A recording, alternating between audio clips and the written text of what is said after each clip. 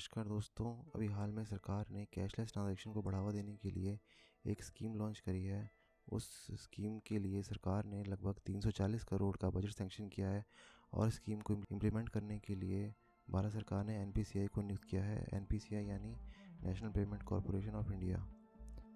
इस स्कीम के अंतर्गत 2 स्कीम्स लॉन्च करी गई हैं। दोनों स्कीम्स के नाम ऐसे हैं। पहली है आपकी लकी ग्राहक योजना और दूसरी है डिजिधन व्यापारी योजना। पहली जो स्कीम है वो हमारे जैसे सामान्य ग्राहकों के लिए है और दूसरी स्कीम व्यापारी जनों के लिए है। पहली स्कीम देखते हैं लकी ग्राहक योजना के बारे में। इस स्कीम की वैधता पूरे 100 दिन है, यानी जिसकी अवधि 25 दिसंबर से शुरू होकर अगले साल 14 अप्रैल तक रहती है। और इसके अंतर्गत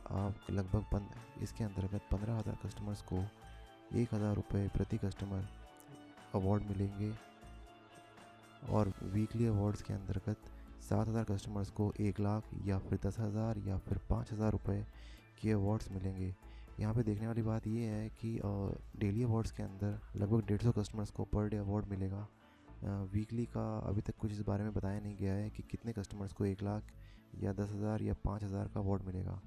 ओके, दूसरी स्कीम है डिजी मनी मर्चेंट स्कीम यानी डिजिधन व्यापारी योजना। इसकी भी वैधता पिछले वाले के समान 100 दिन की है और इसकी अवधि भी 25 दिसंबर से 14 अप्रैल के बीच में ही है। इसमें डेली अवार्ड बिल्कुल नहीं है और आपका वीकली अवार्ड 7,000 कस्टमर्स के लिए है और वीकली अवार्ड 7,000 कस्टमर्स को मिलेगा, जो कि 50,000, 5,000 और 2,500 के अवार्ड्स होंगे। और इसके साथ में जैसे ही अवधि समाप्त होती है, अवधि समाप्ति के दिन यानी 14 अप्रैल को एक मेगा अवार्ड रखे गए हैं, जिनका निर्धारण भी लकी ड्रॉ के द्वारा ही किया जाएगा। इसके लिए कस्टमर्स के लिए पहला इनाम रखा गया 1 करोड़, दूसरा इनाम 50 लाख और तीसरा 25 लाख का रखा गया। और मर्चेंट्स के लिए पहला इनाम 50 लाख, दूसरा 25 लाख और तीसरा 5 लाख रखा गया। अब देखने वाली सबसे बड़ी बात यह है कि इसके लिए कौन कौन एलिजिबल है और उसको कैसे अवेल कर सकते हैं। कोई भी व्यक्ति जो इन 4